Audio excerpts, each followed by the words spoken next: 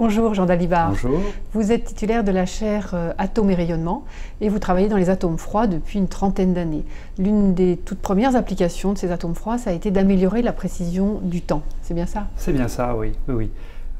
Pour comprendre en fait ce que les atomes froids ont apporté à la mesure du temps, je crois que c'est important de bien comprendre que mesurer le temps, c'est essentiel pour beaucoup de choses. En fait, dès qu'on a voulu naviguer dans les océans, il fallait bien connaître le temps pour bien mesurer sa longitude.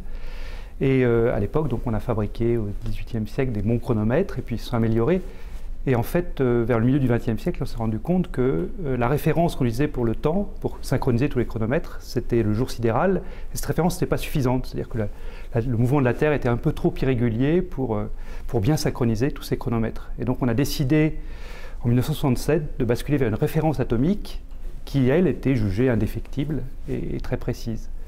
Donc une horloge atomique, à la base, c'est de se dire qu'on va utiliser un atome comme référence de temps, et plus précisément, pour être un tout petit peu technique, on va dire qu'on a pris l'atome de césium, et on va dire que l'onde électromagnétique qui permet de faire passer l'atome de césium de son niveau d'énergie le plus bas au niveau d'énergie immédiatement au-dessus, cette onde fait un certain nombre d'oscillations par seconde. Par définition de la seconde, cette onde doit faire 9 milliards, 192 millions, etc., oscillations dans la seconde.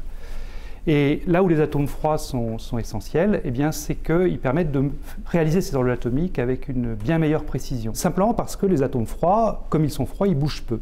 Or, le mouvement des atomes est une limitation à la pression des horloges. C'est une limitation pour beaucoup de raisons, mais la plus simple à comprendre, c'est probablement l'effet Doppler.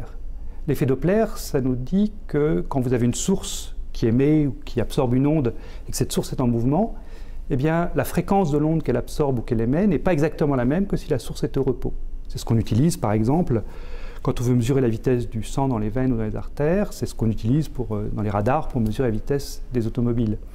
Et pour les horloges atomiques, eh bien, cet effet Doppler est néfaste, puisque si les atomes bougent, ils n'absorbent pas exactement l'onde à la bonne fréquence. Donc nos atomes ne sont pas aussi fidèles que ce qu'on aimerait.